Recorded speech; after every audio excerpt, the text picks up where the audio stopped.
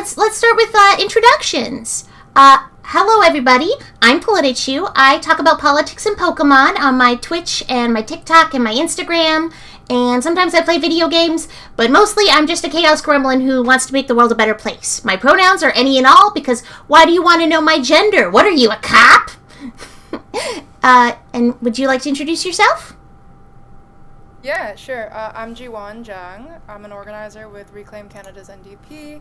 I was formerly an NDP candidate in the recent federal election, as well as a staffer on the campaign. I use all pronouns as well. Generally, I use they, them, but I'm kind of cool with all of them. I'm not too strict. Really excited to be here and meet everyone.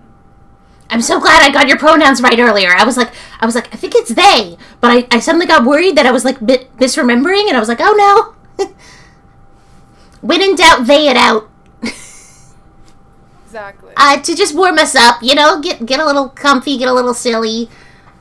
What's your favorite Pokemon?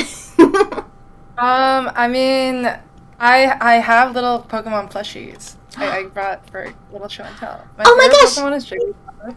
Excellent. I love Jigglypuff. I grew up on the first season of the Pokemon TV show where Jigglypuff was a recurring character. Diva. And I love her. And then obviously trading card game wise, my favorite is Gengar. Yeah, Gengi. Excellent taste. And those are my two. Yeah, my favorite was when I watched the original series. My favorite Pokemon was also Jigglypuff. Oh my god, look at us. Yeah. Like, we love the attitude, we love the diva, we love it all. And exactly. Gengi is just beloved for a reason. Like, I'd you can't be too overrated when you're Gengar. VGC wise, I'm a big fan of Pachirisu. I know that might be like a rival of Yeah! Pachirisu is the GOAT! Greatest of all time! Like, we were all there when it caught that Draco meteor. We respect it. Yeah, Pachirisu is a real idol of mine, truly. Okay, good to hear. Oh yeah, no. So I wanted to baseline. My content seeks to reach people who otherwise might be burnt out on politics. So how do you plan on addressing the Snorlax-sized shadow looming over voters, threatening to make them, tune out instead of stay engaged? There's only so much I can do as the Subway Surfers for millennials. I'm trying to keep everyone's attention on the issues, but I need some help from the other end. I really appreciate the work you do because of that very reason. I think that, voter apathy and just political apathy in general has been our biggest barrier within the work I've been doing at Reclaim and outside of it, just in terms of general political engagement. A lot of people are struggling just living day-to-day lives, so it feels like a lot to ask of people to still stay in tune with the news and what's going on out there in society and as a community. So I think one of my strategies is to go through people like yourself, or folks like yourself. I don't know if people is the right term, and just to try to reach more people in creative ways and meet people where they're at, because I think a lot of the times folks in the political space try to kind of shift the blame on voters in some ways, if they knew what was good for them, they would vote this way or that way. But I don't think that's a productive way to think about it. I think it's the best way to really meet people is to meet them where they're at and go to where they are and where they spend their time and talk about what they're interested in and find common ground that way. And then that's really the essence of organizing when it comes to politics, and any kind of organizing is just building rapport and relationships and getting to know people and building that care within a community so that you can all work towards something together. Another question I know had to be right off the top of the docket is, who are we reclaiming the NDP from? The Great Reclamation is happening, but from where? Who? And have you considered? I'm not sure how familiar. Oh, sorry. Go ahead. Sorry, no. And also, have you considered Make the NDP Great Again as a more clickbaitable name? I'm just saying, as a content creator, you get some clicks. Yeah, that's a great idea. Honestly, maybe we should lean into that for a hashtag or something at some point. I'm a bad influence. the idea of quote unquote reclamation came to us when we were thinking of a name because, in my experience working on the campaign in the federal election recently as a staffer in Ottawa, and then becoming a candidate, and then being more involved at the grassroots level, talking to folks in riding associations and other like community level organizing, is that the NDP currently, as it's organized as a federal party, and honestly in a lot of instances, is pretty top heavy. So I would say this is what our stance on reclaiming it is, reclaiming it from the upper management of the party. Because right now the party is very concentrated at the top, the national director, the deputy national director, and all the other what they're called table officers who are at the top of the food chain within the party really decide on kind of everything. And there's not a lot of bottom up feedback that is taken seriously within the party. So that's kind of what we're trying to address as a problem. And also, when it comes to that top heavy approach, what happens is that these folks in the upper management hire consulting companies that become like the direct strategizing piece within our elections. And again, that's just like a random private company that's being brought in to do the work instead of people who are electorally, democratically chosen by the base, by the people, by the Canadians to represent them.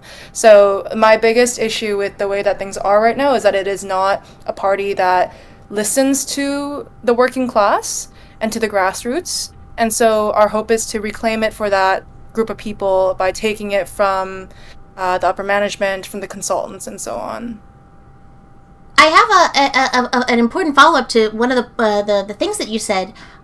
What is an electoral district association for those who might not know? I'm not Steve Boots. My audience isn't going to be all what did he say? Policy wonks? What does he always say? Yeah, I think that's what he says. Yeah, that's a great question. So, kind of Canadian politics, the way that it's set up is that there's these ridings, right? So when you go to vote as a Canadian, you are voting for your riding representative, your member of parliament for your riding. So let's say I was a candidate for the riding of Etobicoke Centre in Ontario. There's a bunch of ridings across the country. I think there's about 343 of them. Manitoba has like 14 ridings, including like Churchill, Winnipeg Centre, Winnipeg South Centre, so on. So each of these ridings have about a couple, I think, tens of thousands to up to 100,000 people is my understanding. And so it can be geographically either small or big, depending on whether it's more urban or rural. And so these things called electoral district associations, otherwise known as riding associations, are basically local branches of any political party. So in every single riding across the country, again, there's over 300 of them, there is a local NDP branch. So there are meetings that happen locally, usually like at like a library or a church basement or something, where they discuss what are the issues that are relevant to that local community, and they're the ones that are supposed to be picking who's going to be their candidate in upcoming elections and fundraising for that candidate and then working around that campaign. So EDAs for short are basically the backbone of any political party, and this is the same for the other parties as well, in the sense that they are what connects the bigger federal machine to the local communities. Oh, that makes sense. Everybody following? Sorry, I hope it's not too high level. Let me know if I need no. I know what I'm talking about. I try to make things as accessible as I can, because I know that a lot of people are just not don't have the knowledge, right? And they don't know where to start. And so I try to operate as though I don't know anything. Because if I try to keep that in mind, then I'm making sure that things are properly explained and not just glazing over and being like, okay, well, if the NDP returns to its labor roots, wait, what does labor even mean in a political sense for somebody who doesn't know? Some people might hear labor and think, oh, that's a bunch of machops lifting stuff and big construction worker. That's labor, but that's not me. That's not relevant. Yeah. Some people don't know these things, right? They don't know what these terms mean in that sense. Yeah, no, that's a very fair point. I'm glad you're connecting that bridge between people. Yeah, I want to make things more accessible. It's very frustrating being a young person or even a person with disability like myself, where it's a lot of the knowledge out there is reliant on you having stuff like a cable package to get the news and to be able to afford all the things words. Yeah, absolutely, I agree. Like, I think politics and honestly the NDP in Canadian politics as a whole really needs to focus on being more accessible. I like kind of consider myself disabled. It's depends on different people want to define it differently. I personally have some like chronic pain issues and like some like mental emotional stuff going on. So yeah, being a candidate, being a quote unquote politician, as people call me nowadays, can be hard in a system that's built for people who are able-bodied and able-minded. So yeah, I totally hear you. Hopefully you don't mind too much when I'm like, I'm interviewing a politician, because No, it's good clout for me. No, but yeah, always gotta get those, but no, those clicks. But I was wondering about that specifically, actually. Like, what does labor mean for you as a member of the NDP, and where you want the NDP to like move in it going back to its roots? Yeah, so the NDP historically, a little bit of a history lesson is that it was founded throughout like the 60s, in combining what was at the time like the Farmers Party with the Labour Party or the Labour Congress. And so Labour generally refers to, like traditionally in Canada, Labour refers to unionized work. So CUPE is the Canadian Union of Public Employees, for example, it was the one who was leading, organizing those strikes we saw this week from the Air Canada flight attendants. So that is usually more traditional definition of labor. You could look at steelworkers unions, different unionized industries, this and that.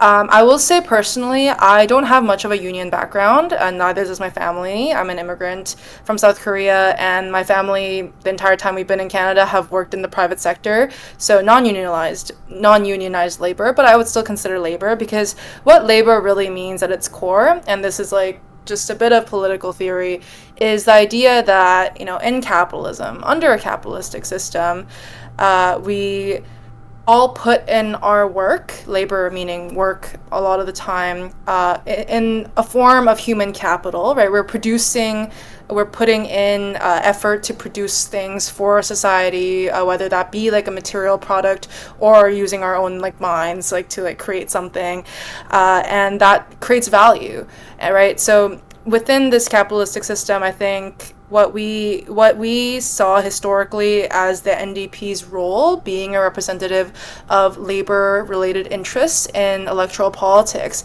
is that the NDP has been the one, and hopefully will continue to be, and more so going forward, advocating for the average Canadian's interest. So people who work full-time or part-time or just try to live paycheck to paycheck, month to month, trying to cover bills, those are the people we want to represent, just in general in a big tent way. And so the ways that has been done on a policy level is that, the NDP historically is the one that got Canadians universal health care back in like the 1960s and 70s.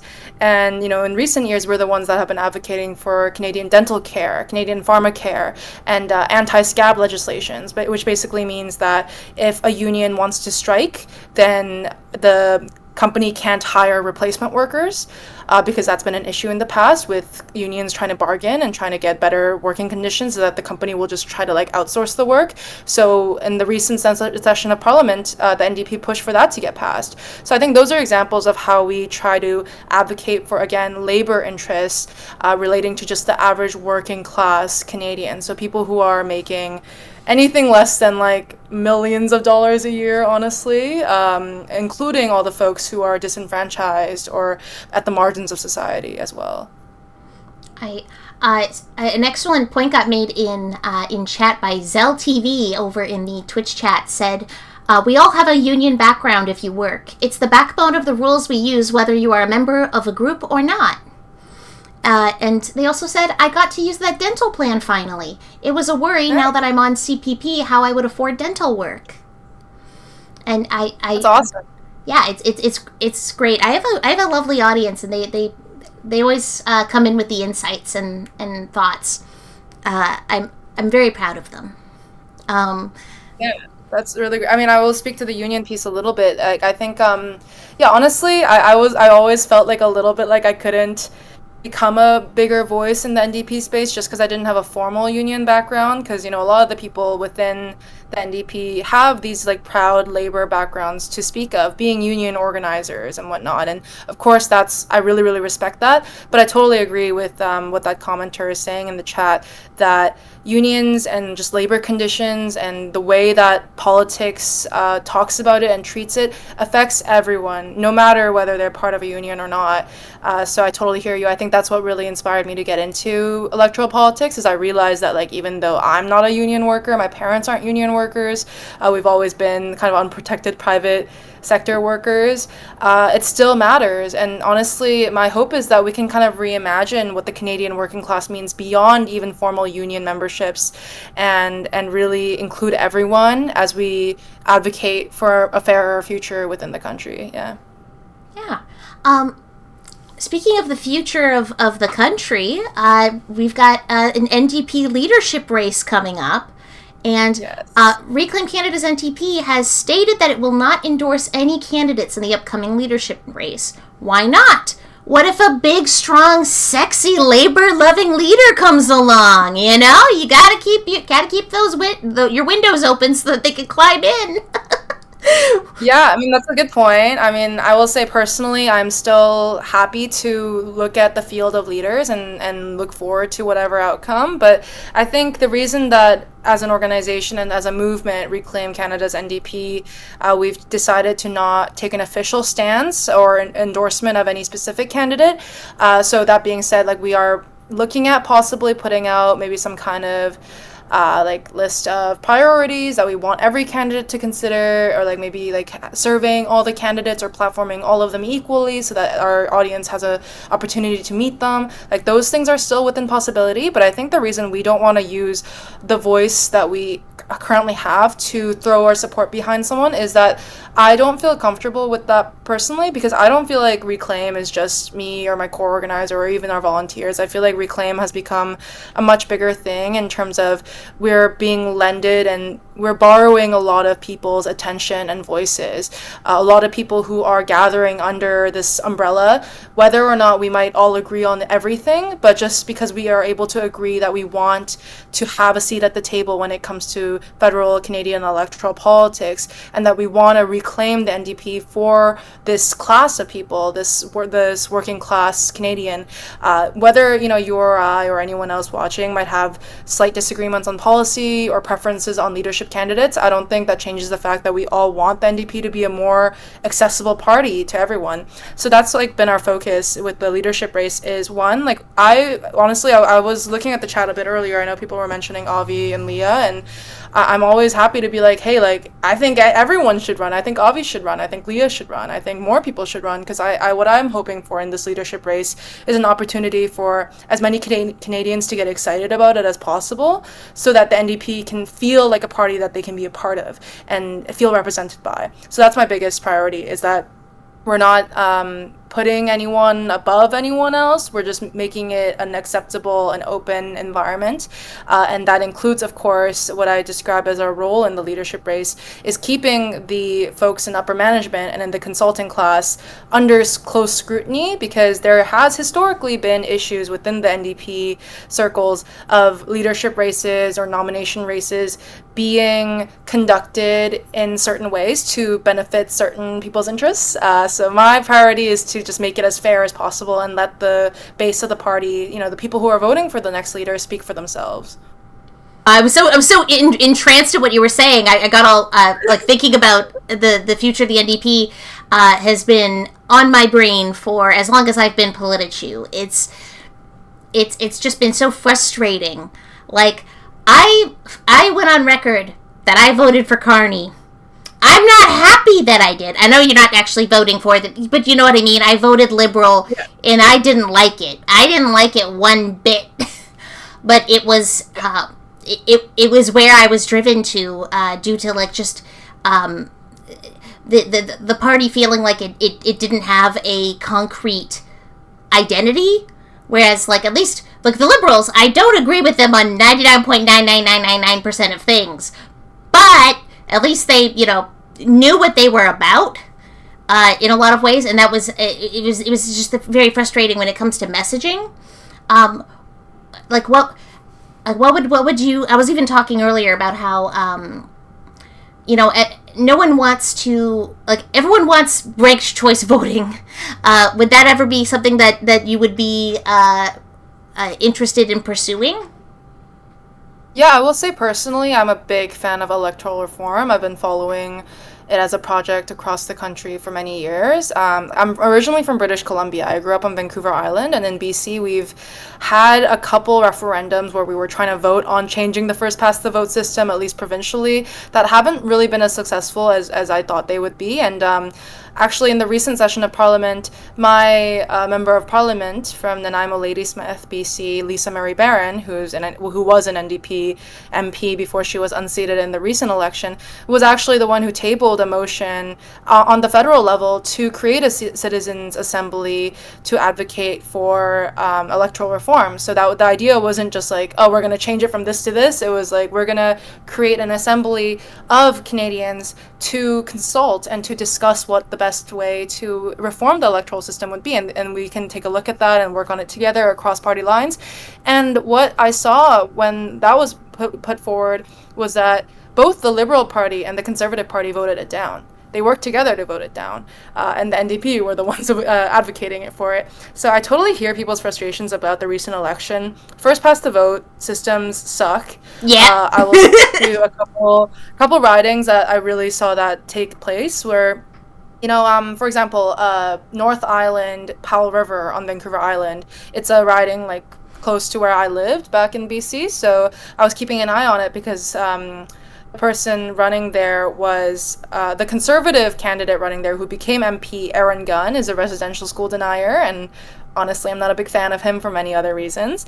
And he was not very popular, to be honest, but he ended up winning because basically, to simplify the math, the NDP and the Liberal candidate each got like 25 or 24% or something, right? So then because he got like 40%, he ended up winning, even though he's not as popular as the Liberal and the NDP combined. Same with Hamilton Centre, right? With Matthew Green, and same with London Fanshawe in Ontario, and so many cases like that across the board where quote-unquote strategic voting really screwed over people who want local representation, who wanted to have strong, locally proven community leaders representing them at the federal level, but they didn't get that because of the way that our electoral system is.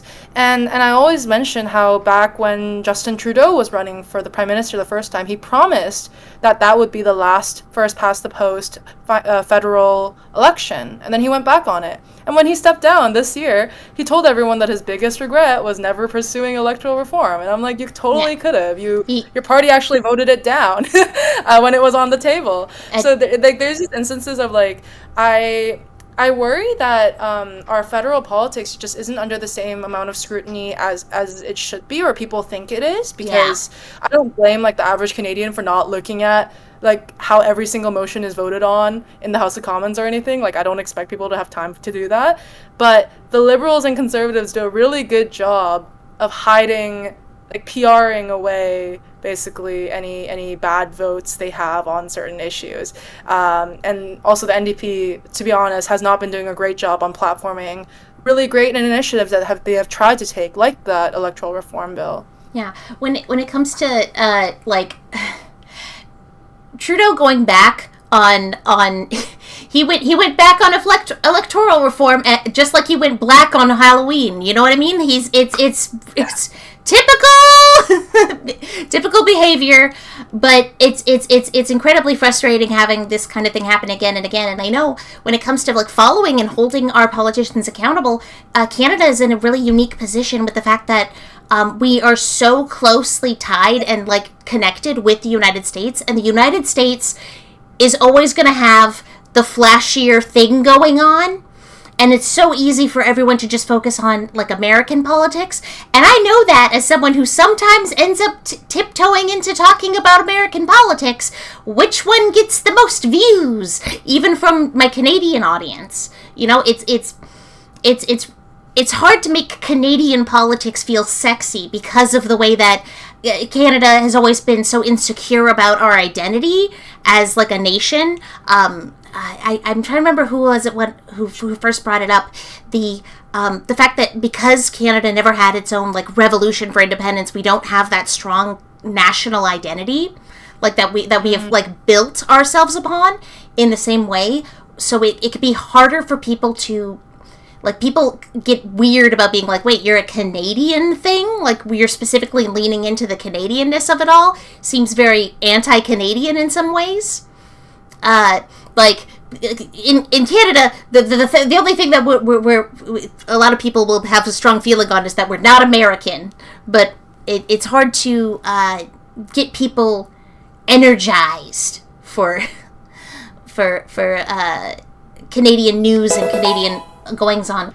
Yeah, I totally hear you on everything you mentioned. I mean, our big mission statement with Reclaim Canada's NDP is making the NDP a viable political option to the average Canadian. Because, yeah, you're right. In the recent election, the NDP didn't really land any identity or real messaging that reached as many Canadians as we should have and could have, because we got 6% of the votes, we lost official party status. We saw how the results turned out, and we all know this, right? So the numbers are there to show that we didn't do what we were supposed to do in terms of connecting with Canadians.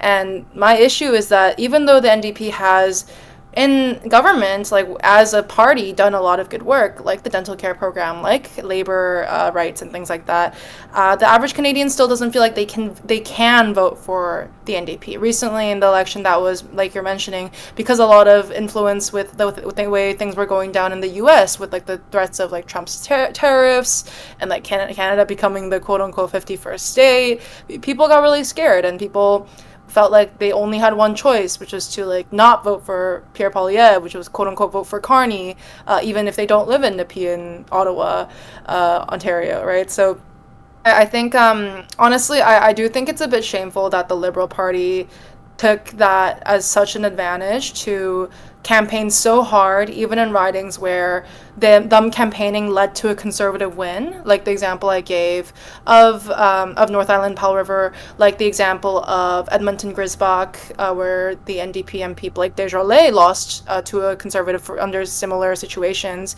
It's like these things where I really hope that people are able to give themselves the space and the grace to take time and see that they have options and that it's not all scarcity around us, because it can feel like that, especially in a time of economic and political uncertainty on a global level. I've totally empathize with that. But I think what I'm hoping to do with Reclaim is really energize people and make them feel like they can take things into their own hands.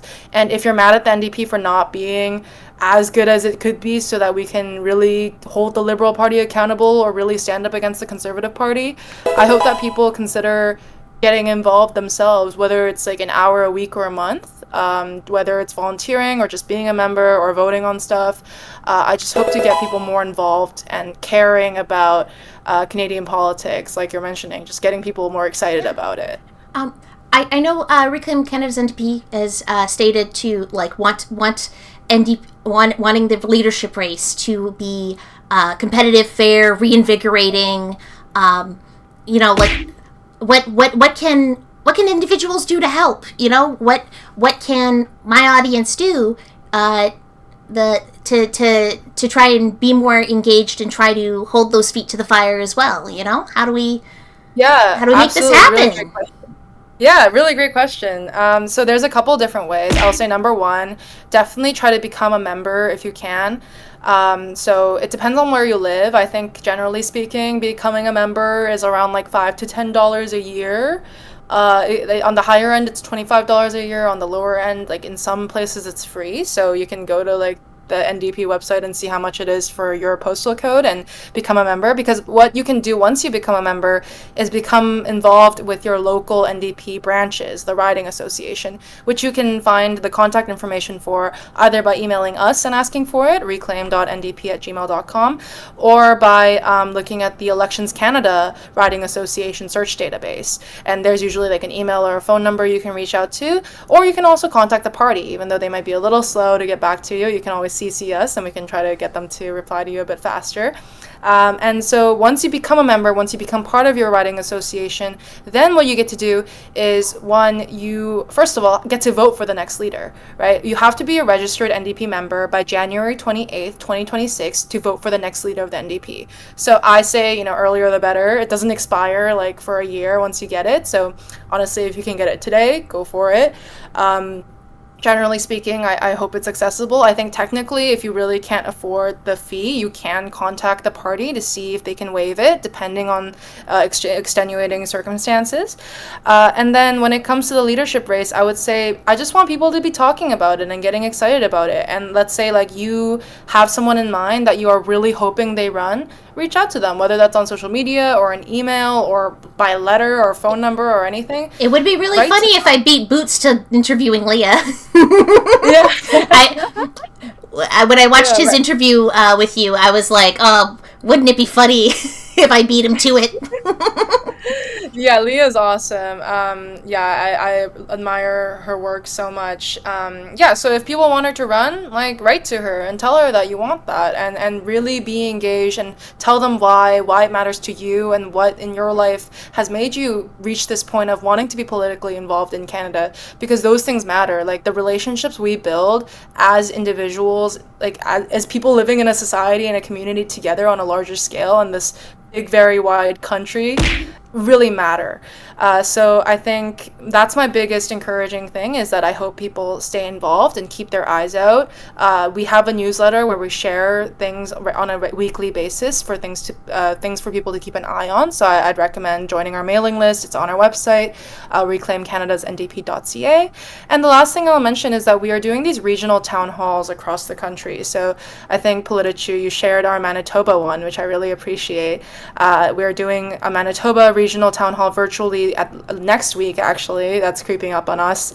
And then a few other ones, Saskatchewan next month, some BC and Alberta ones at the same time. And then we'll be going into the territories, Ontario, Quebec, the Atlantics, everywhere we can. Because my hope is to just like teach everyone and really close that gap of people not having the time in their busy lives to find out how to get politically involved by just presenting it to them in the most convenient and accessible way possible. So just FYI, the leadership candidate application package opens tomorrow, tomorrow. So starting tomorrow, the people you're asking to run for leader, they can like apply officially. So I would really encourage people to reach out to whoever they want to run, who maybe haven't announced yet, to get them to apply. And then also the campaign will be starting on September 2nd. The deadline to become a leadership candidate is January 1st, 2026. So we still have a couple months to actually bring in more candidates. So keep that pressure up. Very important for me to know, obviously. Yeah. Because clearly I should be going for it. Honestly, go for it. Let me in charge. Let's go. My audience is like... the other obstacle too... is always ready. My audience is always ready to be like, you should run. And I'm like, what do you mean I should run? Run where? With these lungs? I think it would be so funny if you were on the debate stage with your like, little V2. Yeah. But yeah, I think the other obstacle is that once candidates apply to become candidates, the upper management has to approve them as leadership candidates. They don't automatically become candidates. they have to be vetted and approved and voted on. And so my worry right now is that the folks at the top, so we're talking about the national director Lucy Watson, who's put herself on that committee of people who are approving or disqualifying candidates, are going to disqualify people or delay approving people that they don't want in that position of leadership. So my hope is to really, really keep an eye on that. So I'd say get involved with like whatever candidate you're hoping for to become leader, because let's say, you reach out to X person and you're like, please run for leader, and they're like, I applied, but like they're not getting back to me, then like we should be loud about it. We should really be upset when it's the time to be upset and make sure our upset is known, because I think the biggest issue with the way that the NDP has gotten the way it is, where it's so top heavy, is because a lot of people have been methodically pushed out and made to feel like their voices don't matter. So I'm hoping that people can kind of find that confidence again to make a fuss about things. Good news is that I specialize in being loud. I've got hyperlexia, hyperautistic, hyperverbal. Let's go! I could go all day. So so can my audience. I know it's a lot of people who have a lot of passion, but not necessarily the ability to know where to go and be directed. And I know you were talking about like ways that people can follow what's going on and connect with organizations. And I have an important question. When are we going to reach the day when the best way for to stay like politically in touch with organizations isn't an email?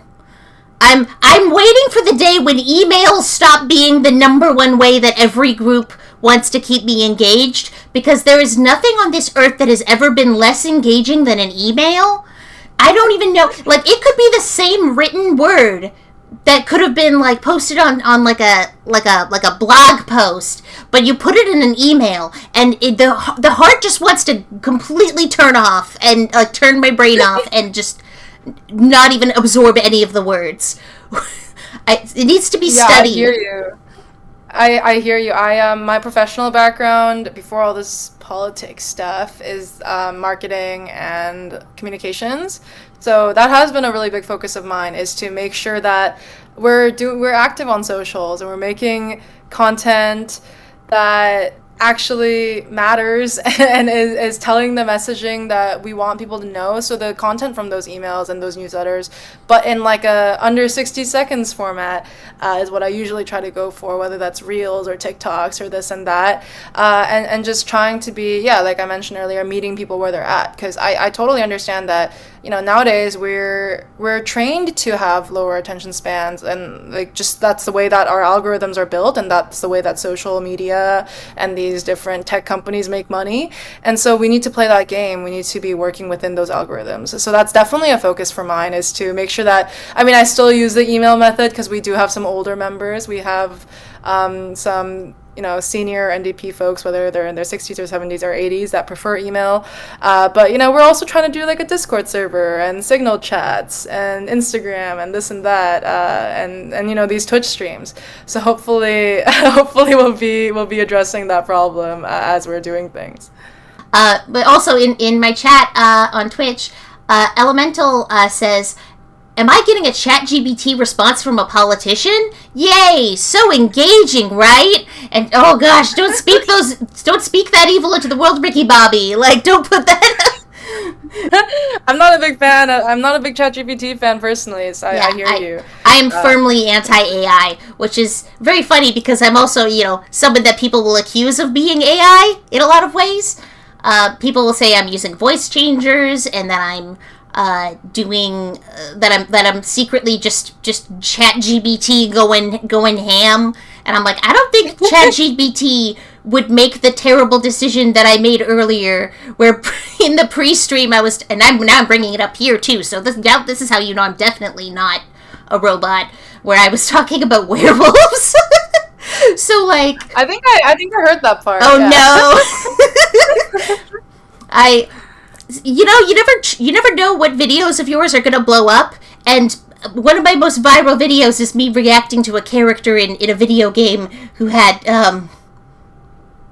a lovely appearance, and so it's one of those things where like you try to be as genuine as you can online, and you try to like connect with people on that level. Though it's very nice knowing that people are still that I haven't completely shot myself in the foot on the politics front. being a bit of a silly goof. Like a lot of people like feel like they can't get involved because, you know, like they're not perfect, you know, in one way or another, or that they're not digestible in a lot of ways. Like as an autistic person, my entire life is thinking about how digestible I am in any given moment. And that it's tricky. And speaking of autism, my last question under the topic of NDP leadership, what Pokemon would make the best NDP leader and why? What are you looking for in a leader? Let me think. I think that a good NDP leader Pokemon would be, oh my god, why am I forgetting every Pokemon ever right now? It's just so embarrassing. Somebody nurturing like a Chansey, someone who's invigorated like a Pikachu, someone who's powerful and can make a giant whimsical castle with his mind like Mewtwo. You know, he's in STEM. Like It's true. Oh my god, I'm okay. This is like a kind of sidebar, but I grew up watching watching Pokemon in Korean dubbing, so I'm really bad at English. Oh no! Let's you can describe them on. I'm trying to think of one.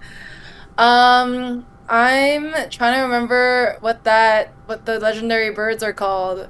Moltres, Zapdos, Ho-Oh, Lugia, Articuno. Oh, you got them on lock. You think I? Of course, I have Pokemon on lock. That's the one thing I 100% have on lock. Yeah, this isn't just me being cute. I'm like this. Yeah, I'd say Moltres, because if I recall correctly from, again, the first season of Pokemon, which I grew up on, is that it really signifies, you know, like hope and like you're thinking restoring. Ho-Oh. Oh, am I thinking of Ho? Yeah. Ho-Oh, I'm thinking of Ho. Yeah. Yeah, you're right. I think someone who can really be a symbol of hope and for people to look towards and like be invigorated by and be excited about, because I think that's what we need, is that energy in a political and economic state of our world where we're constantly tired and we're made to feel that way. So that's my answer for that. That's a good answer. That's a good answer. I was like, this question is either going to result in, I don't know, Pikachu or and I'm glad that you jumped into it with gusto. Thank you. I did my best. I wanted to do a little fun little question before we get into the section I have titled ABBA's Money, Money, Money. Gotcha. Yeah. Because Reclaim NDP has called for people to donate to local electoral district associations instead of the central party. What led to this call, and what effect are you hoping that this will have? Yeah, so that was a little bit of a protest moment to the upper management of the NDP that I mentioned earlier. So what I found as a staff member working in Ottawa on the federal campaign for the NDP is that resources are, again, very, very top heavy in terms of how it's determined to be distributed. And I don't think that's okay. I think the party that is claiming to represent working class folks and demanding so much investment, volunteer work, and votes from working class people should be answering to them and meeting them where they want their funds used for what, because we have people donating that like really can't afford to donate, but they're still donating because they want to see some kind of change in our electoral politics. So I think our rationale behind the donation redirection campaign was to bring that power back to those people, the people who are donating, the people who maybe wouldn't donate normally to a central party that they feel is out of touch, but would consider donating to a local association where democratically elected local representatives decide how that money is used. So that was my idea, is to kind of give back bargaining power. I think that was a big reason as to how we were able to lower the leadership race entrance fee from 150,000 to 100,000, is that we really put that economic pressure on the party, right? We were like, see how many people are not donating to you given what you're committing to as a future direction of the party, and they recognized that because they had the numbers to have to confront. And so that was a reason that we went with that. I will say we are cooling off on that a little bit, just because our goal was only to really affect 5 to 10% of donors, because I still do recognize that the Central Party, it employs people and people I've worked with, and great people, honestly. So I don't want to like make the party penniless or anything, but at the time being, I think we are just looking at it as a way to, again, negotiate with the upper management of the party and give power back to the base of the party. I really was worried about, like, what does this look like for impact? How would it impact areas that don't have healthy electoral district associations? How would, siphoning some of that funds, like, or be worried about a central deficit on funds? Because I know, like, movements to make a central party respond to grassroots concerns have historically struggled.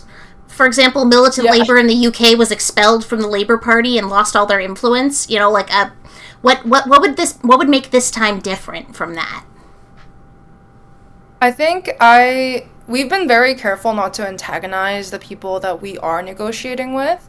Because, as much as I can talk about how the leadership and the decision-making of the upper management of the NDP and of the consultants have led to abysmal electoral outcomes, I say that from a place of respecting the fact that we are all still under the NDP umbrella. Like, we're all still New Democrats, right? We're still people who want to advocate for labor interests and working class needs in this country. So I always try to remind myself of that, and that, even these people I disagree with in terms of how they're doing things, and because they think this is the most effective way to do it. They think in order to get XYZ wins for the working class in Canada, we need a top-heavy party. I disagree with them, and I'm happy to have those open conversations, and I always do invite them to have thorough and genuine talks one-on-one with me and with other folks within Reclaim, because I don't want this to be some kind of like infighting moment. I'm more so here for resolution and for forging and identifying a path forward together. Some people aren't as agreeable. Some people want to go in the news and call us and call me radical firefighters or counterproductive troublemakers. That's up to them. I would never speak about them that way, because I'm, again, my focus and my North Star is making sure that this country is gonna be okay in the future for myself, for my parents, for my family, for my friends, and everyone. As a queer person, as a racialized person, as a disabled person, like, that's what I'm worried about. And so I'm not really here to get mad at people. I'm just here to solve the problem together, whether they're on board or not. I can relate to trying to but the thing about politics is that, and the way that it's set up in Canada, is that something that I think about a lot is how the right only has to agree on saying no, and meanwhile everyone left of conservative has to somehow come to an agreement on what we want to say yes to, and so it becomes a lot of we get a lot more infighting. Because, like, we're trying to figure out a path forward rather than just saying, no, we don't want change, we don't want new things, we want old things that have already been decided on. Like, I know with other, like, political commentators, like, I don't agree with everybody in the political commentary space on TikTok and stuff, and everywhere else that I'm platformed, but, like, at the same time, like, I get along with basically everybody, because I know that we have some shared understanding, and that's a good place to build on, and I think that's very important to me. Like, I know you and I would not agree on everything. I have I have friends that do not agree with you on a lot of things, and I have friends that are that do, and I'm able to like talk to everybody and have these kinds of conversations because I understand that the only way that we are ever going to come to understand each other and to move forward and work together to improve things, even if it's incrementally and with compromise, is to have that understanding that we're all in this together. It's been tricky. And speaking of organizing, you're currently looking for regional organizers. What would those people be doing, and what kind of skills do they need to have? Yeah, so we're actually specifically really looking for Manitoba organizers right now. So anybody watching from Manitoba, please go to reclaimcanadasndp.ca and apply to be a regional organizer. A little bit about the role. It's fully volunteer. Reclaim Canada's NDP is entirely volunteer run. We're all volunteers.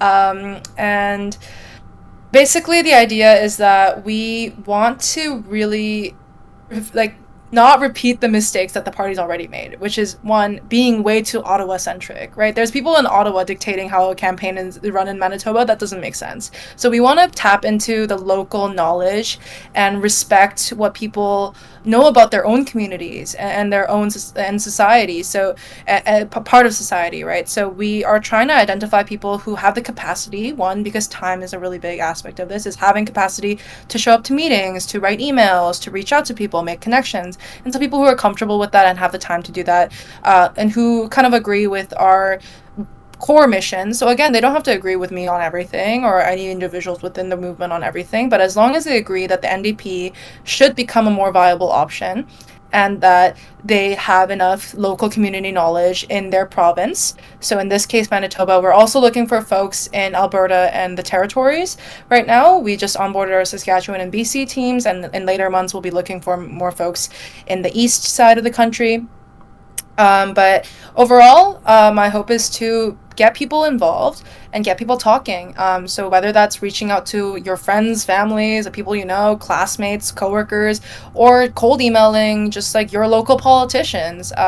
So like part of the work that a Manitoba regional organizer will be doing is, for example, trying to get in touch with as many former and current NDP members of parliament and candidates and trying to get them to come to our regional town halls and getting them connected with currently active volunteers at riding associations or people who want to maybe in the future become candidates and just build that community. I think especially post-COVID, when we had that big time of losing those in-person connections, we haven't had as much of a recovery since then of being able to find those pockets of community. I think places like this, like virtual communities, are so amazing because it's like a great way and a very accessible way for people to find like-minded people and have fun and talk about things they care about and share experiences and have experiences together, because that's what really matters when it comes to organizing and building movement, is being able to trust the people you're working with and feel good about what you're doing together. I think you should try to get in touch with Manitoba has a grassroots organization that I'm right chuffed by, which is Winnipeg's oh gosh, the anti-socialist social club. Is it actually called that? Yeah, the anti-socialist social club. It's very silly, but they do like social events where they invite different grassroots organizers to show up and like talk about how people can get involved with their group. But it's also like a party because it's a social, so it's very silly. There was a drag queen at the last one, a couple of them at the last one. It was a good time. That's awesome. Yeah, that's my biggest thing is like I think I've realized that organizing, so much of it is finding that joy and finding those moments of connection, because that's what really inspires people to keep working towards these things, because it's not easy. Like political organizing is really hard. And yeah, I think someone mentioned like I'm asking people to do free labor. I mean, I'm doing free labor and like we all are, because I think we all kind of see a vision of what we want to see different in this country.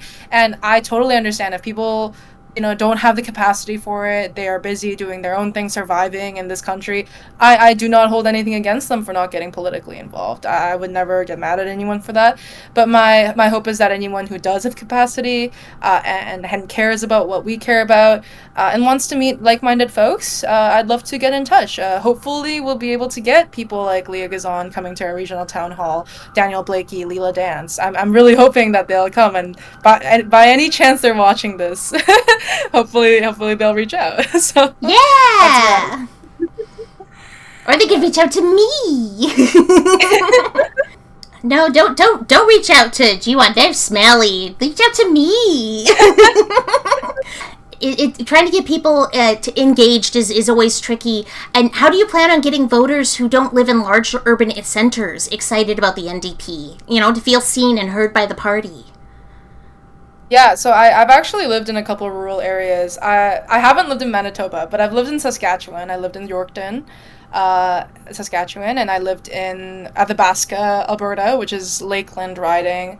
And I also lived in Fort Nelson in BC, which is like near Yukon. So I've had my fair share of rural, low population density areas.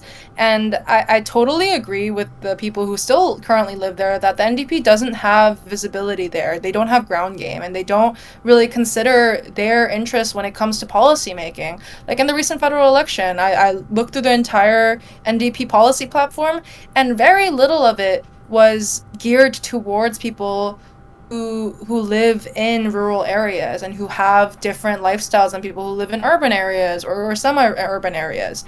So I think those are things that we need to take into consideration.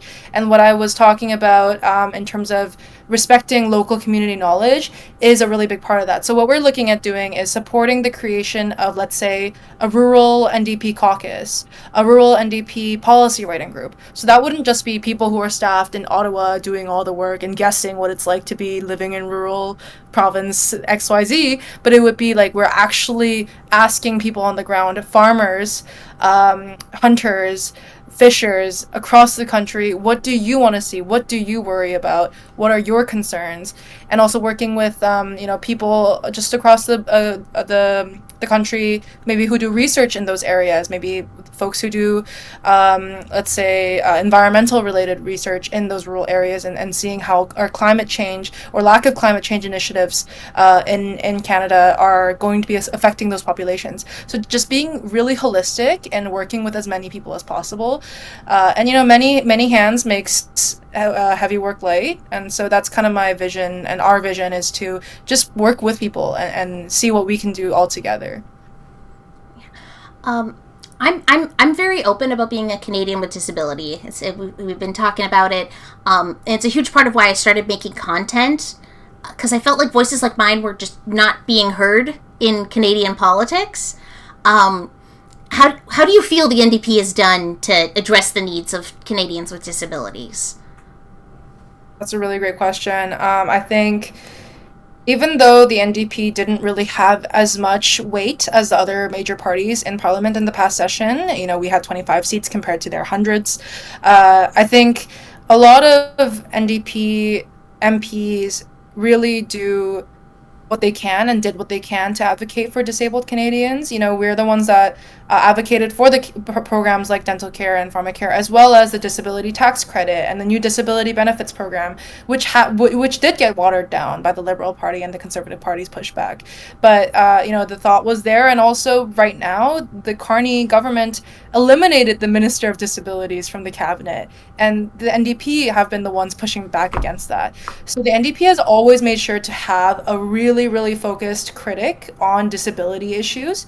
So in the past, that's been Rachel Blaney, who is part of our movement, Bonita Zarillo, who I recently chatted with and is going to be endorsing Reclaim soon. Exclusive information, actually.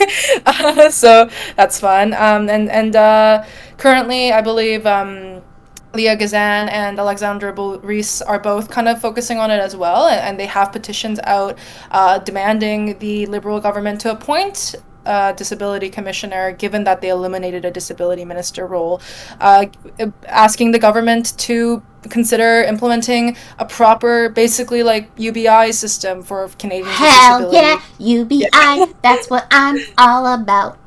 Yeah, so there's these things. You said the magic word. Yeah, there's this work that's being done, and Leah Gazan actually in the last session of Parliament actually tabled a bill to get universal basic income, or otherwise known as guaranteed livable basic income in the country. Her angle was to address gender-based violence because it was in response to the missing and murdered Indigenous women and girls crisis in Canada. But I think that would very effectively address the concerns of disabled Canadians as well, because like throwing money at things doesn't solve everything, but when money is tied to your living conditions and your access to food and other basic needs, I think it's a good place to start on a federal political level. Yeah, I even made a video the other day about how I kind of had the, like, I always knew this, but it kind of sunk in recently that, like, I have so little hope for, as a Canadian with disability, for my living situation to truly improve unless everyone's living situation improves. Unless, like, universal basic income is, until we get better expansions towards, until everyone is helped, it's going to be hard for people like me to get help, because we're not ever seen as like we're never seen as a priority. It feels like we're not considered like a good demographic to even pander to. I would love some good pandering, like I'm a voting Canadian. Like just Yeah. you know, try to rizz me up a little bit, you know? I just don't want think people will realize that 1 in 4 Canadians are disabled. to. And that's a real statistic. And a lot of people don't realize that.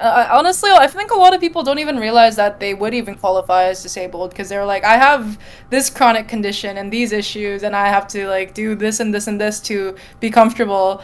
But they don't even see themselves in that category of disability, because I think what happens in a country that has been run by liberal and conservative governments like Canada for so long is that this scarcity mindset is pushed upon all of us, that there's not enough to go around. It's all, we're all out for ourselves, and we just gotta feed ourselves and our families, and everyone else like has to figure it out on their own. When in reality, Canada is a very wealthy country. There is a lot of money and a lot of resources in this country that, if distributed equitably, could feed everyone, could serve everyone, especially the ones who've been pushed to the margins of our society. And so yeah, I think overall I totally agree with you. My hope actually with the NDP is that the rebuilding process is led by marginalized voices. So I actually just met with the chair of the NDP Disability Commission yesterday. She's amazing. She has a labor background of being a union organizer, and we're looking at organizing a disability commission meeting in October of this year, so I'll keep you updated on that. Our hope is that we can get the NDP to fund a meeting with live captioning as well as sign language interpreters in both languages, and so that it's as accessible as possible for as many people as possible, and that we have disabled folks' voices at the forefront of shaping the direction of the party. So that would be an opportunity for people to come together, give feedback on different policy ideas, on how the party itself is structured and how it operates that might not be accessible to them, and write resolutions to be presented at the upcoming NDP federal convention next March that would be voted on and hopefully passed. The thing with like disability, like being disabled here in Canada, is that I think not enough people think about the fact that they are likely going to be disabled. If they are not disabled now, you will be. Like, unless you die young in a horrific accident, and that accident doesn't just, if it leaves you alive, you're disabled. Unless you're gonna live your whole life, in the span of 5 minutes, you're disabled. Like, it's going to happen to you, and it's incredibly frustrating that people will go, well, they think of themselves as a different tier because, well, I've been working hard, and there's a certain level of, like, your value is tied to what you can do, like, financially for your community, like, whether or not, like, you're working, what you're paying in taxes versus what you bring to the community as a person, you know, and you lose that humanity, that level of like I can't be a big donor for political causes, but I can use my voice and have this platform where I can talk about these issues and try to use my time effectively to try and help in the way that I can, right? I know that I've been to, you know, events and stuff where, like, even people will be talking about, like, immigration and immigrants, and they'll talk about, like, well, these people, they want to come and work when it comes to, like, refugees. And I'm like, okay, but what about the refugees who can't work? You can't just use the, well, they want to work as your reasoning for why we should be extending care to them, right? And that comes with everything when it comes to conflicts out in the world, like Palestine, and fighting for people to be seen as people and as valuable to their community without having a dollar amount assigned to them, you know? Yeah, absolutely. I mean, I'll share like a small little personal anecdote, like trigger warning. I was in a car accident a couple months ago, and I was on this bus. And the bus driver, I think, had a bit of a medical emergency, and the bus went off course, and it ran over some people. Yeah, one child passed away, and his mother became disabled from that accident. And it was that situation that happened, like, honestly, right after the recent election that really, first of all, was like traumatizing. Second of all, was really, yeah, that would do like, that. It really made me think, like, oh wow, like, obviously people were, like, really, really upset, and everyone was very supportive, which it was amazing to see. Like, people were really, like, throwing a lot of care and empathy behind that situation, which I was so glad to see, of people, you know, raising crowdfunding money for, like, the mother to get surgery, things like that, for them to be able to fly the child's body out to their home country to have a funeral. Like, there were these things happening on a community level of trying to take care of each other, because we all saw each other, right? Like, we saw it there, we were there when it happened, and that tragedy happened in front of us. So we were able to really build that empathy in that moment. And I personally believe that the human instinct is to care about each other and to take care of each other. And so I think I saw that play out. And I remember thinking at that time, just like how, if we had just all, as people, been able to extend that same level of empathy to the children in Palestine, to the hundreds of thousands of children in Palestine who've been either killed or injured in the past several years of this genocide, to, honestly, the people and the children on an everyday basis in Canada who are living in unfair living conditions because of the way that our society is structured. And it's those things where I think, like, oh, now that mother is disabled, likely for life, and our country and our society isn't built to take care of people like that. And so I worry about her. I worry about the fact that that driver of the bus had a medical emergency, and if we had, as a society, invested more in the healthcare of our bus drivers, maybe that wouldn't have happened. And those are things that happen to me, like, on a, you know, different levels of scale, on a daily basis, whether it's like a small thing or a big thing like that. And it just makes me think, as people, do we not all benefit from taking care of each other? Because we never know when I'm going to be in an accident, or someone else is going to be in an accident, or something smaller but maybe equally as harmful to our own well-being. And in those moments, do we not all, imagining that situation, want to jump to help and be involved and be caring of each other, because we want the same from other people as well? Mare in chat has been pretty critical of a lot of the stuff that we're talking about, and it brought up an interesting combination of words, which was, I have no views on disability, I am only here to criticize UBI.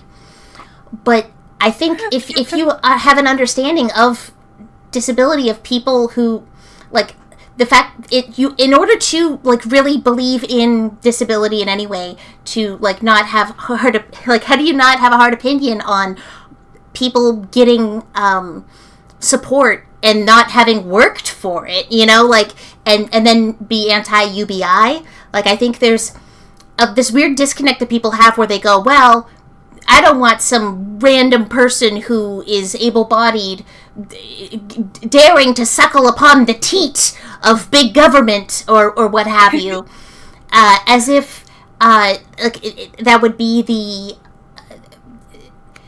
bar, you know, like that's not the. It's the idea of everybody deserves to have the bare minimum. Like everyone, able-bodied or not, deserves the bare minimum, which is, you know, being able to afford groceries without having to do like a council meeting every day with your, like every time it's time to get groceries with your roommates, where you're like, okay, who can spare a couple extra dollars out of their savings so that we can afford chicken fingers? Like, you know how expensive chicken fingers are here? I'm just saying, if you ever want to earn the autistic vote, really, you gotta just push for more affordable chicken fingers, because it is horrible out here. Like, needing pre-prepared foods is a nightmare. I know somebody who recently is on disability and has been on it forever for other reasons. Recently became celiac, and they barely get any more money for groceries when their groceries have suddenly jumped in price, right?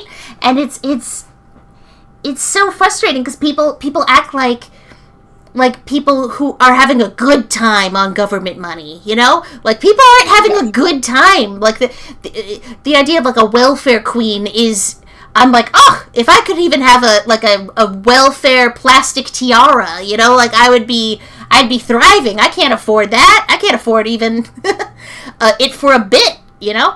And it's and, like, UBI isn't this, like, idea of, like, well, everyone, it needs to be, like, no one's gonna be living in big old homes, big old houses with 5 bedrooms on UBI. That's not what UBI is. UBI is like, hey, rent is way higher than wages. Like, that's... it's just so frustrating. Yeah, it's ridiculous. I mean, for those who want to look more into UBI in the Canadian context, just, you know, to be clear, Reclaim Canada's NDP doesn't have an official stance on any policies. These are my personal opinions. Oh, yeah. But if anyone wants to look into it, I would definitely encourage them into looking at what Leah Gazan has written about it, because she wrote a bill proposing guaranteed livable basic income in Canada. This was like a year or two or so ago, and I think she still has some blog posts up about it. So I'd highly recommend people looking into that, because there is a pretty thorough structure of funding and like how it would be rolled out and things like that, because I mean, Canada has a lot of social safety net related programs, EI or the Canadian Disability Benefit recently, and so on. And the idea is that we would be able to consolidate those things by addressing everyone's needs, depending on whatever circumstances they're under. Because right now, Canada does spend a lot of money on trying to band-aid solution a lot of inequitable situations in our country. But what if we took a step back and addressed that from the ground up, from like just a bird's eye view of seeing where everyone's at and seeing where we need to help people the most across the board, and doing that, because the reason that Leah Gazan proposed that GLBI bill in the first place, it wasn't necessarily to address what we're talking about. It was to address gender-based violence, because Manitoba, actually, I think Indigenous women in Manitoba are like something like 17 times more likely to get trafficked than like their non-Indigenous counterparts. Something like that. It's an insane crisis in this country that has been recognized unanimously across party lines as a crisis. And yet, when the report came out about it, and the report explicitly said that one of the main ways that we can address gender-based violence, trafficking included, would be to provide guaranteed livable basic income, because a lot of women end up in financially abusive situations where they can't get out of those harmful or scary circumstances, that could be addressed through direct financial intervention by putting resources directly into their pockets and into their hands so that they can save themselves. And so there's so many arguments in favor of this, and that there's so many documentations about it. So I would really encourage everyone to look into it, and whether or not they agree with it or not, that's okay. Like, there can be more discussion about it. My worry right now is that in the current political state that the Canadian government is in, where it's mostly conservative and liberal, we can't even have those discussions effectively, because it's two parties that represent corporate interest, that are refusing to even recognize that we have a housing crisis, that housing prices need to go down. They're refusing to recognize that the average Canadian is not having a good time living in Canada right now. Like, that is a problem that I think we need to address first, because when I think about all my loved ones, a lot of them disabled, going through these hardships on a daily basis in this country, my heart goes to, we need to do something about it. And, trying to lobby the Liberal government or the Conservative Party doesn't really sound plausible in my mind. So in my thought process, it's like reclaiming the NDP for the working class, for disabled Canadians, for queer Canadians and racialized Canadians is the way forward, because there is some electoral power there. There is name recognition and legacy as a Canadian institution that, if we're able to effectively reclaim it, we'll be able to advocate for those things with enough seats at the table, quite literally in the House of Commons, enough seats there. The thing with these discussions, like, I want them to be had. I want more and more people talking about them. I know my friend JB has done amazing work with. He did a TED Talk on UBI. I've been kind of talking about it. It's even if we don't, like, that's not like the immediate goal. I think moving people even towards that will improve our social programs. It will improve our, like, safety net for Canadians who could, at any moment, you could lose your job. You could end up being in an abusive relationship and, be a stay-at-home mother, or even a stay-at-home dad can have problems where they're financially dependent on people, and having that kind of financial dependency is terrifying, right? Like, that's, like, I know with disability, my biggest thing is that I want to fight for marriage equality. Disabled Canadians don't have marriage equality in Canada. Our benefits get cut the second we're in any sort of long-term relationship. You become what's the word? A dependent? Not even a dependent. Common law is the word I was looking for. You become common law married with someone, and then all of a sudden your benefits are cut because they just expect that person can take care of you, and and you lose that independence, and it's hard to go through that, right? Like, that's a huge thing on my end. But I think as long as we're pushing forward for better policies that take care of Canadians and putting care first, I think we can make Canada a better place.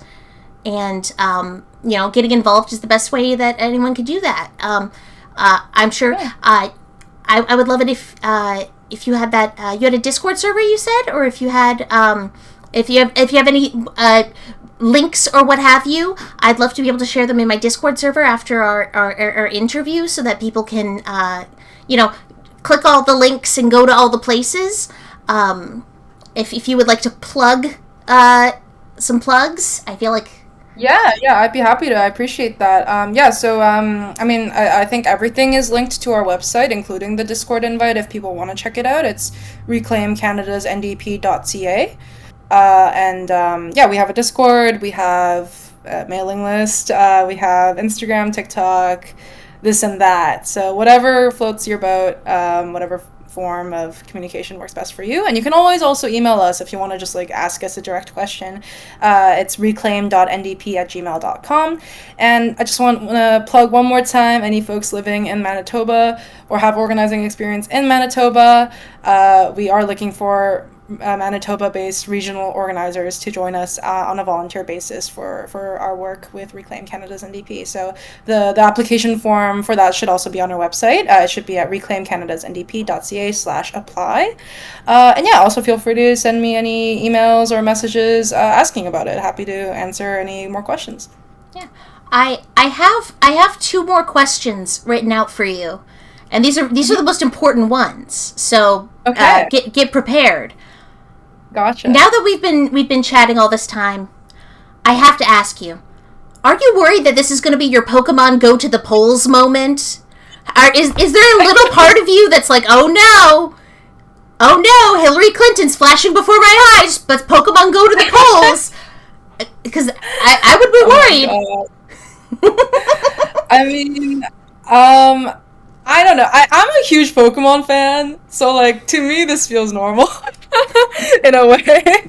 So hopefully nothing bad happens from it. And I mean, I feel like the conversation we've had so far has been really great. It's been focused on the issues that I spend all day thinking about anyways. So I think, yeah, no, I don't really have any worries about any fallout from this. I hope you didn't drive away your gaming fans talking about politics with me too much. Oh, don't worry. All I have to do is do some silly voices, and they'll be right back. Just let me just. Hey, what's going on? We're doing politics. See, that's all it takes, you know.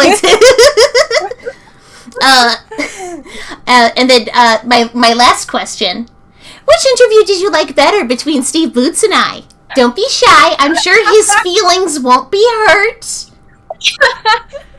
I think we will stay officially neutral on that topic. I'm here. We'll talk after. This is the only beef I want to start. This is my dream. I want to have beef with Boots. I don't know why, but I just. No, I want that. Really great. Yeah, I don't wanna start any beef or any bad blood. So I can't say. But I really thoroughly enjoyed both. I did like the sprinkled in Pokemon questions here as well, I'll say. Yeah, I gotta keep it fun, gotta keep it fresh, keep it loose. I'm not, as skilled an orator as some, but I like to think I try to keep in mind the best things to bring up, and trying to make it a little bit more accessible for everybody. Hal Pal wishes me the best with getting my beef. Well, I have to get beef with Steve Boots, because otherwise, how am I going to afford beef in this economy? The grocery stores, they're bleeding us dry. Yeah, darn you, Loblaws. There's so many issues in this country. I mean, like from their Air Canada strikes this week, I feel like exposed so much of corporate greed in the Canadian economy, and how it affects just regular people's lives and working conditions. Because are you kidding me that a flight attendant that has like all that training and works all those hours can't afford rent in like an average city? Like, that's crazy to me. No, I'm sorry. Flight attendants have to be trained in case a terrorism happens, and you want to not pay them well enough to come on. And along with like sexual harassment and like just long hours and just weird hours, and they're not getting paid enough. That's ridiculous.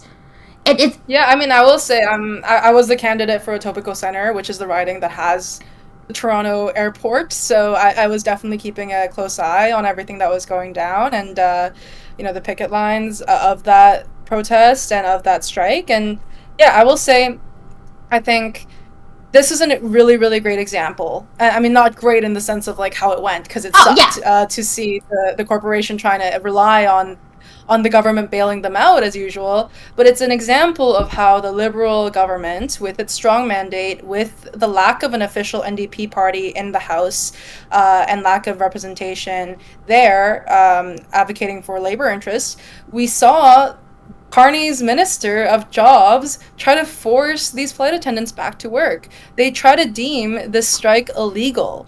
And who was on the picket lines with those flight attendants? NDP MPs and former MPs.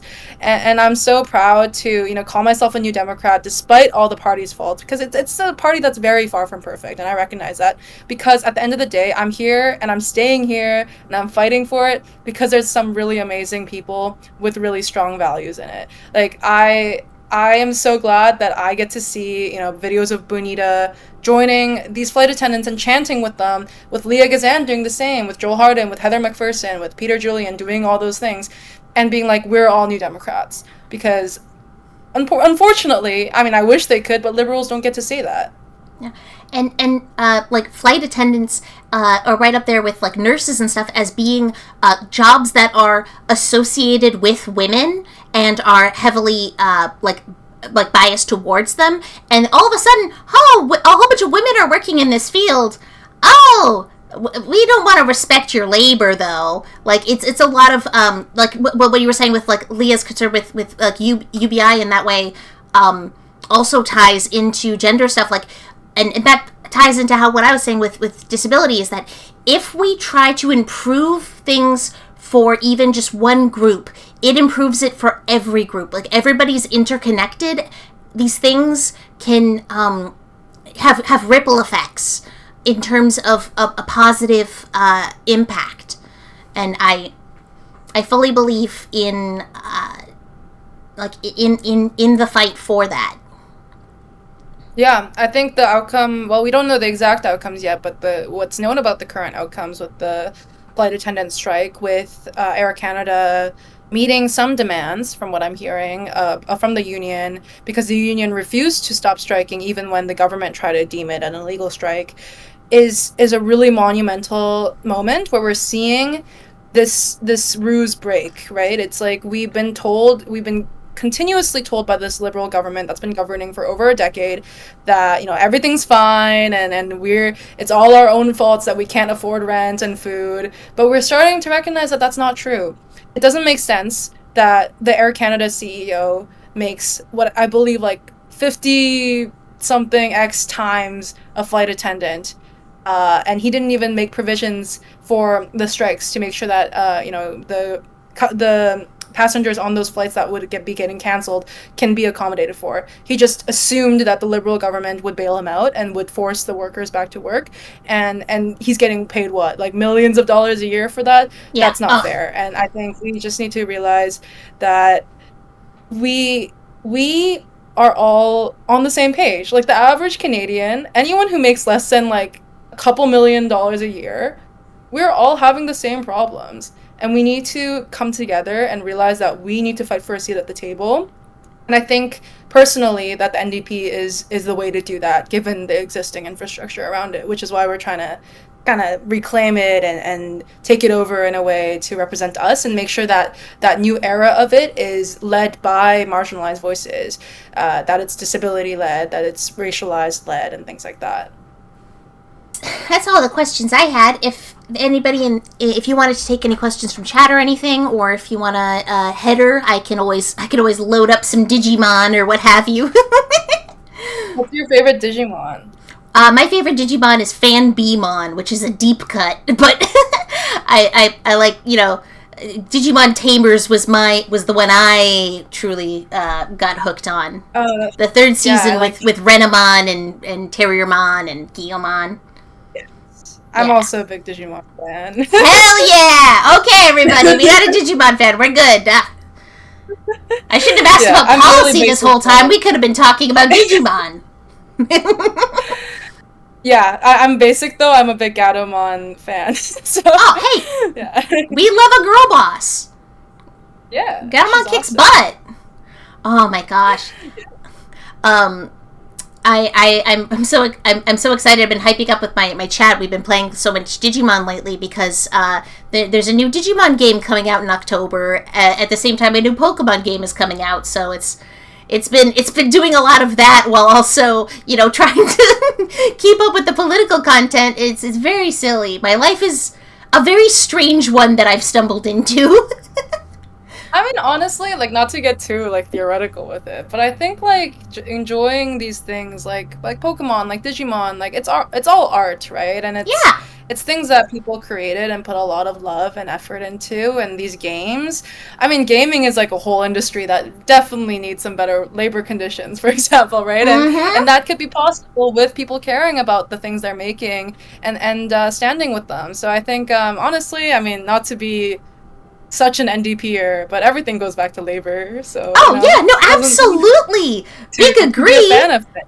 Big agree. I could talk. I could talk for hours about the situation with like how the latest Dragon Age game, they fired all the staff afterwards because it didn't meet certain sales expectations, even though it was still a great game that still did very well, but it didn't. The idea of how in these companies you get the idea of like you always have to, they have to infinitely make more and more money with each passing day, and then they go, well, we're not making enough money, we need to fire 1 million people, rather than like the focus on capital over people is really an issue that it all ties together. All of it Yeah, ties together. absolutely. It doesn't make sense that capitalism is a limitless model imposed on a finite world, right? The earth is finite, people are finite. We can't forever produce infinite profit. And trying to do that has very clearly hurt a lot of people for a long time. So I hope we can figure out a way forward, alternatives to that. Yeah, I with also with the gamers, like it's so refreshing to hear someone be like, no, like gaming is like is art, it's creation. uh It is. let's be real, a big problem with the internet right now is that I am a lone force against a wall of right wing gamer dingoes out there who are just causing problems on purpose, and complaining that a character had her boobs covered or something in a video game. Like, just like the most menial thing. Like, we get things like Gamergate because no one on I feel like my side of the issues is really like going out there and being like, no, like it's fine to be cringe. Like, it's so respectability based, where you, and I constantly talk about how more and more you'll see adults, like millennials especially, being cringe and embracing being cringe because they're no longer getting their side of the social contract. Back in the day, if when you became an adult you had to set aside all the fun things that you liked to do when you were a kid in exchange for having a good income and assets and stuff like that, but like people have been denied that in these like past couple generations, and thus why would people stop being weird? Why not VTube as a Pichu? Like, why not, be embarrassing? Like, don't try to be too cool and too like grown up all the time when you're not getting all the benefits of being a grown up. It's actually really good analysis. I never really thought about it that way. Yeah. Cringe is counterculture. Yeah, yeah, absolutely. I mean, I don't know if you're an art history fan, but I would look into like Dadaism and stuff. I think it's kind of an Mm-hmm. era we're going through right now where people are realizing that like none of this makes sense. Like all the made up parts of our society that we're supposed to play, the rules we're supposed to play by are not working for us. So we gotta do what we can, and we gotta kind of absurd out and just try Yeah. to be creative and build a new system and build new standards that we can actually abide by and work with. And I think that's my like last thing I'll say, because I do gotta run in a minute, is that the only Of way forward course. is by being passionate and being creative, because it's this politics stuff, like as like boring and serious as it can be, and all the suits that people are wearing. At the end of the day, real political movements happen when people come together out of frustration and find a creative way to rebel and find a creative way to forge a new path together. Whether you disagree on certain things or not, is finding that moment and that time to collaborate and build something together. So that would be my last thing just to add, is that I hope that people feel like what they do matters and that they can be part of that change. That it's not just all doom ahead of us and we're all, helpless to stop it. That you could apply to be a regional organizer with us at Reclaim Canada's NDP.ca. Yeah, or Amongst other things, you could become an NDP member and vote for certain policies a certain way. That you can be part of that and that your voice matters and that your individuality and your person matters. yeah, or join people like me at the virtual town halls that you're holding. Yeah. I was like, oh, I'd love to join, but you got to give my name and stuff, and that's a whole thing. And you were just like, Polita, first name, last name, Chu. And I was like, okay. We're making it happen. Yeah, we're not like IDing people. It's okay. Yeah, folks. Anywhere you live right now, we have registrations open for our Manitoba and Saskatchewan town halls. But if you join our mailing list, we'll definitely be forwarding invitations for our other regional town halls as well. I'm mostly organizing Western Canada, so we'll be doing like rural BC, Vancouver area BC, Vancouver Island, Northern Alberta, Southern Alberta, and then a territories one. And like I said, we're still looking for territories, Alberta and Manitoba organizers to help me run those town halls. So yeah, hope to stay in touch with the folks who are watching. I hope this isn't the last time that you hear my voice. Oh, got another follow. Well, I hope you have a lovely night. Yeah, thank you. Thank you so much for having me here, Politichu. See you at the town hall. Yeah, see you there. Bye-bye. Bye-bye. Aye!